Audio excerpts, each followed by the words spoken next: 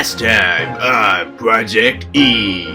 Confederate government in which the states hold hegemony. History is all about these paradigm shifts. Why did I make notes like this? Are you seeing this? I mean, how in the world am I supposed to... What will we cover next? Stay tuned in to find out. Hi, I'm Harper Cates, and today we're going to talk about some more history. Let's see, where do we start? Oh, let's start with 1803 to 1814, where the most powerful nations in Europe were in absolute chaos. These were the Napoleonic Wars, where Napoleon Bonaparte attacked basically every other country in Europe. This evolved into a world war, and it's pretty similar to World War II with Nazi Germany. Now, the reason Napoleon isn't as demonized as Hitler is because Napoleon wanted to spread ideals of democracy instead of fascism. In 1814, good news for Europe, Napoleon is finally defeated in the Battle of Waterloo. Bad news for Europe, they're in shambles. So what do? They go to Vienna to hold a Congress of Vienna. This restored the power of the monarchy and also made them harder to get rid of, which marked a success in the war against Napoleon. This would lead to repressive governments that we would call autocracies and would lead to the development of the Central Powers in World War II. Now, the Congress of Vienna is more background information for what I'm about to get into next, which is the history of Latin America.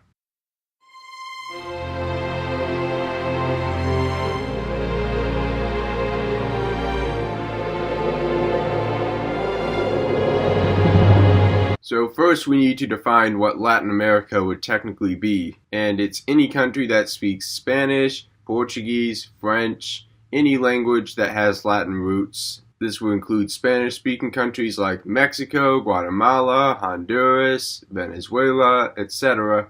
It would also include Portuguese-speaking countries like Brazil, and also French-speaking countries such as Haiti. So this all started with the Aztec Empire, and I already talked about this in one of my Spanish episodes.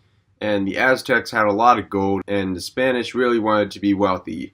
This is what is known as the 3 G's for the Spaniards: gold, glory, and God. So in 1509, Spain conquered Mexico for about 3 centuries, until 1810, when something revolutionary happens. In 1810, Father Miguel Hidalgo of Mexico declares Grito de Dolores, which means Cry of Dolores, which shows the Spanish abuse of Mexico. This led to an armed revolt in which Hidalgo was killed, and this started a huge movement. Jose Morales picked up where Hidalgo left off and was killed by soldiers. But then Agustin de Iturbide picked up, and he won. In 1821, Mexico became free from Spain at last, and Mexico vowed to be a democracy.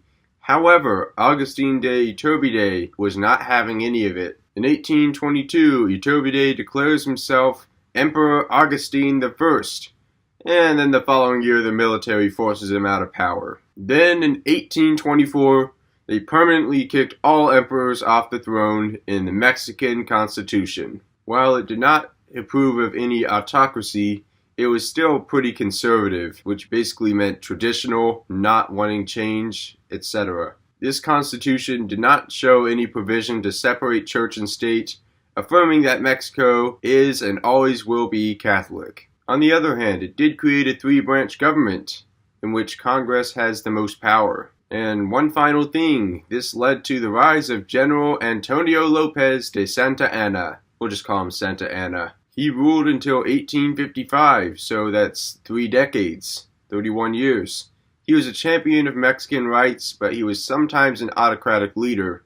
He would be what some people would call a caudillo. This is a characteristic of high charisma, and was a common characteristic of many Mexican leaders. 1833, Santa Anna becomes more repressive and issues the 7 laws. Let's see what we got here. He suspended the Constitution of 1824, militarized the federal government. His elitism says that only landowners can vote, and he increased the powers of the president. Mexico wants to make some more money, so they strike a deal with Stephen F. Austin and allow a bunch of families to settle in Texas. However, these hundreds of families had to speak Spanish and be Catholic. Also, they couldn't do slavery because in 1831 they abolished slavery. However, all these requirements were not followed, so Santa Anna became understandably angry. So then in 1833 he cut off immigration to Texas and put a tariff on all Texans. So then Austin went to Mexico City to try to negotiate with Santa Anna, but he was promptly arrested, which angered the Texans even more. In 1835, Santa Anna confiscates all cannons in the city of Guadalupe in Texas. However, the Texans used the mission known as the Alamo as a fort, placing cannons there. This is where Santa Anna reached his breaking point as he sent soldiers to fight off the Alamo. This would lead to Texas becoming independent, thanks to the Battle of San Jacinto, which took only 90 minutes. Also, Santa Anna tried to disguise himself, but he was found and arrested. Texas became known as the Lone Star Republic, but it wasn't well organized. It was super lawless, until James K. Polk wanted to annex Texas, and he did so. Texas became a state in 1845, but there were two big problems. First, the southern border of Texas was disputed with Mexico. While the U.S. argued that the southern border of Texas was the Rio Grande, Mexico argued that the southern border of Texas should be the Nueces River. So things would start to get really ugly, but we'll get back to that. I'll get to the second problem with annexing Texas. The problem is that Texas would become a slave state, so the slave states would outnumber the free states. This issue goes back to 1820, where there was an argument over whether Missouri should be a slave state or a free state. See, if Missouri became a slave state, then slave states would have more power in Congress. So in 1820, they came up with the Missouri Compromise, where Missouri would become a slave state, and there was a new state named Maine that would become a free state. Also, there would be no slavery north of the 3630 parallel, except for Missouri. The problem with this is that Texas was entirely south of the line, so it would be a slave state no matter what. If Texas became a state, it would make a major imbalance in Congress, but that's a whole nother can of worms. We're going to get to the results of the first problem. In 1846, James K. Polk straight up sent soldiers to the disputed area, provoking a fight with Mexico. When one of the American soldiers was shot, James K. Polk used this as a justification for the Mexican-American War. The U.S. bullied Mexico relentlessly. The final battle in Chapultepec Castle gave the Marines the fame that we all know and love. And after the battle, there was a treaty signed. That treaty was the Treaty of Guadalupe Hidalgo, in which the U.S. took the disputed land, also took New Mexico, Arizona, California, a bunch of other states. They just robbed Mexico blind. Problem was, all of this gained land was south of the 3630 line, which would be seen as the first event in the build-up to the Civil War.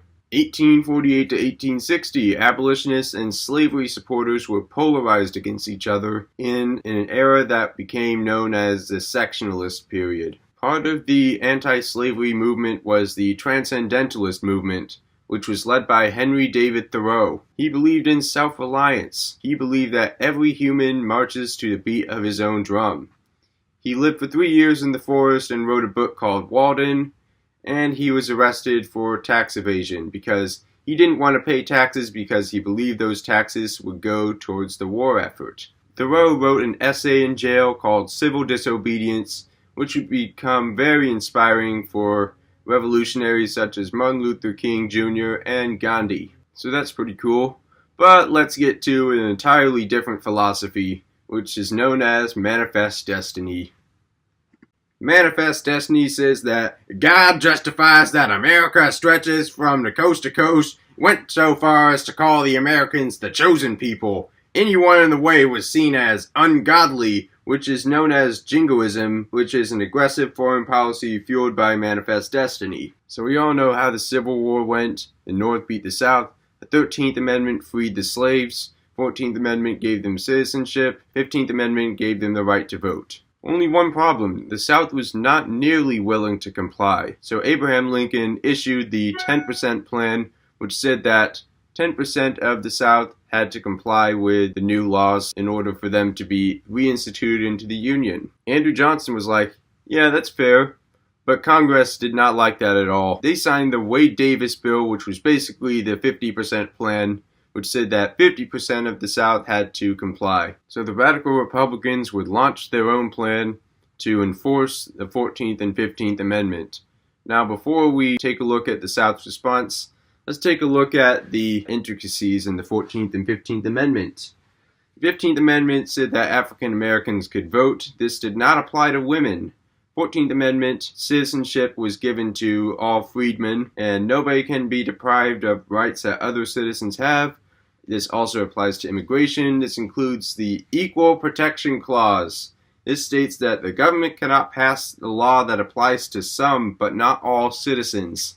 This Equal Protection Clause would become really important once we get into civil rights. Southerners did not accept these changes, as lynchings of African Americans and sympathizers were still very prominent. So the U.S. Army occupied the South for 10 years, and the South became under martial law. Except for Tennessee, they complied. Thanks to Governor Brownlow, Tennessee avoided martial law, and that's why they're a bit better off than the rest of the South. Question of the day: who should become president? The Democrats supported by the South, or the Republicans supported by literally everywhere else? Well, the election of 1876 was really, really close. 3 states in the South, Florida, Louisiana, and South Carolina, ratified the 14th Amendment at the last second. However, neither candidate had full majority. So they took 15 members of the House of Representatives and put them in a room and left them to discuss their decisions.